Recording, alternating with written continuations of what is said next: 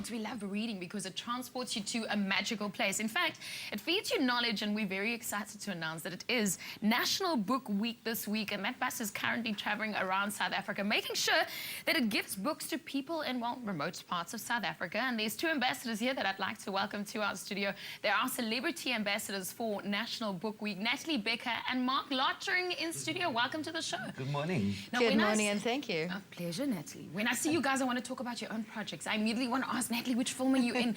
Mark, waar gaan jy nou weer vir ons laat lag? But before we get to that, so many children don't have access to books. I want to know how you got involved with National Book Week this year.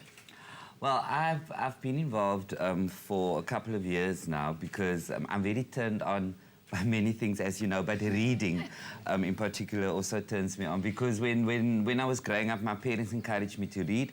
My teacher, Mrs. Murphy, at Heathfield High, always told us that reading should be like bread and water every day. You should not go to bed unless you have read something. Yes. So for me, that's just I think I do what I do today because I had such a love for reading, and it opens up your brain to creativity, to writing, and so forth. I don't know if it's the same for you. Yeah, absolutely. This is my first year as an ambassador for National Book Week, but I've been involved with World Book Day. I've done talks around the Centre for the Book, World Book Day, and I've had things published and published things for learners, something called the Tao of Nat, where you speak about creativity and imagination and how you create the future through vision. And reading opens doors to the imagination. It opens doors to the world, and it's one of the cornerstones of literacy is one of the cornerstones of education. So I'm passionate about it because in my childhood, same as with you, I was encouraged to read, and it just stirred my imagination. It takes me to when and I mean, I remember the first time I got my library card, you know. I went to the library, and the first book I took was Paulina de Camille. You know, it was like an adventure. Paulina de Camille. I know. Did that change your life? It did, Mark. It sounds life-changing. Yeah. Wow. I didn't become a comedian, but I'm here now, you know. But I'm thinking library cards, it's almost something that we're moving away from because we're becoming digital. What do you want to say, especially to our kids watching this morning, you know, what do you want to encourage them with about National Book Week? Well, when it comes to library cards, I firstly want to apologize to Retreat Library because I've got some books at home that I just keep under the bin because you'd always need cash and you never know who wants to buy these things.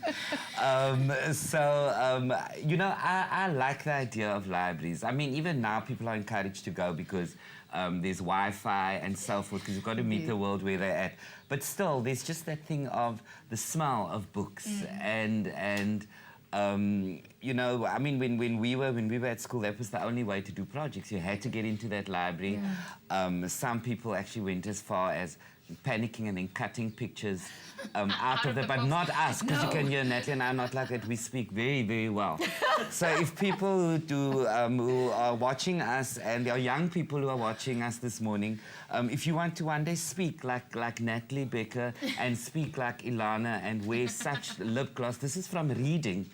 But our lippen are so like. So there's lots of good. Natalie, how can ordinary people get in touch with books? How can we get in touch with National Book Week? How can we make sure that other people get to read?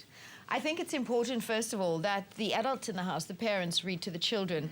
Less than 50% of South African households have even got a single book. I think it's a tiny percentage, like under 10% of parents read to their children. So I'd encourage parents to carry the tradition down. My parents read, they read to me, and I started reading. Donate a book to someone you don't know. As I said, more than 50% of South African households don't have a single book. Often we've got a couple lying around that we haven't even read. So donate a book to someone. Get involved in the projects. We are involved in, there's a closing ceremony happening on Saturday. Right? And in Paarl, and come and be part of it.